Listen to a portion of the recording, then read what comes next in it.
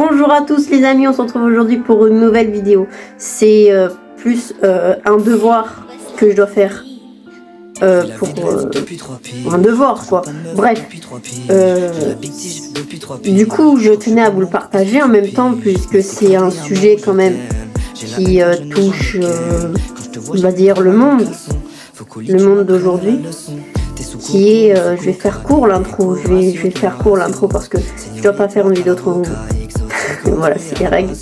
Bref, du coup, voilà, je vais parler des femmes dans le cinéma. J'espère que ça va vous plaire à vous et j'espère quand même que j'aurai, on va dire, une bonne note. Je sais pas si c'est... Bref, c'est parti. Alors, on commence avec la première partie, la place des femmes dans l'audiovisuel et le cinéma, vers plus d'égalité. Le CNC a présenté les chiffres sur la place des femmes dans le cinéma. 55% des premiers films français sont réalisés par des femmes en 2021. 25% des heures de fiction et 8% des heures d'animation. Des équipes d'écriture qui sont plus mixtes, notamment la part de films de fiction réalisés ou co-réalisés par des femmes reste bien inférieure à 28%. Nous passons ensuite à la deuxième partie, les femmes à l'écran. Quelques grands succès au box-office, Wonder Woman, Captain Marvel, etc. Pourrait en effet laisser penser que les personnages féminins sont aussi nombreux et aussi divers que les personnages masculins. Non seulement les femmes sont moins nombreuses au cinéma, mais elles sont aussi moins bien représentées. Souvent enfermées dans un rôle objet du désir ou formatées sur des clichés sexistes. Voilà quoi.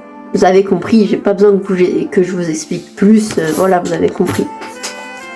On passe maintenant à la partie 3. Ouais, la partie 1 et la partie 2, c'était court. Celle-là, elle est un peu plus longue, mais ça va aller, ça va le faire. Bref, nous allons parler du syndrome de la Schtroumpfette. Dans le cinéma d'animation, comme en prise de vue réelle, les femmes peuvent être victimes du syndrome de la Schtroumpfette.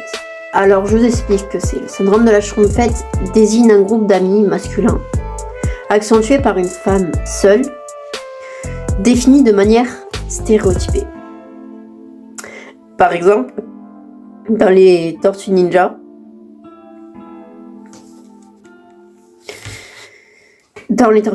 du coup, la bande-annonce du premier insiste particulièrement sur le caractère érotique d'April. April, qui est la seule femme dans le groupe des tortues, quoi. Vous connaissez normalement.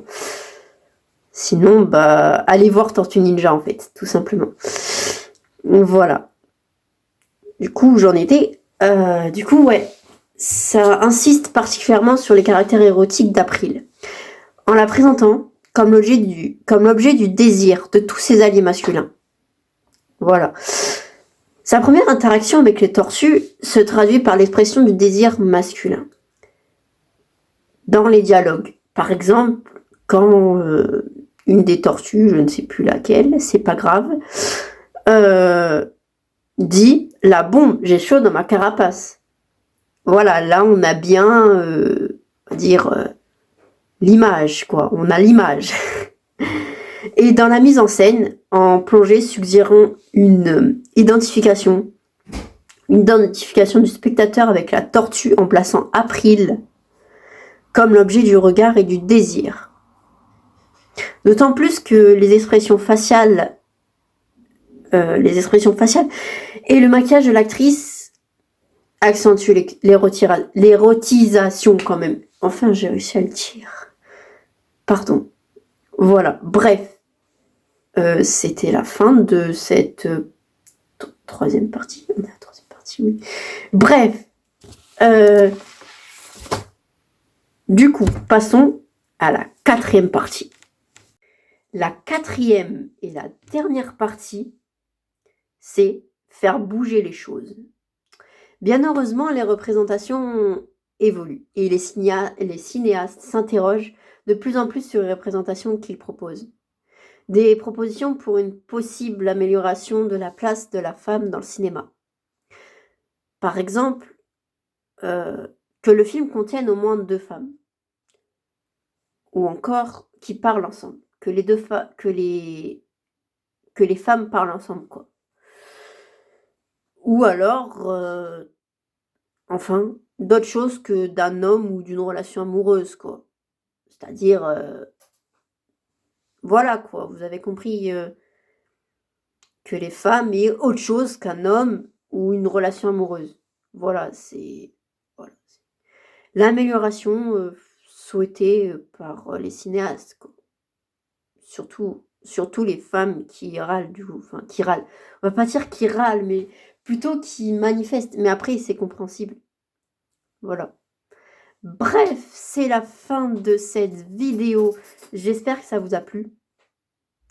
Et voilà, on se retrouve plus tard pour une prochaine vidéo. Et voilà, j'espère que ça a plu à tout le monde.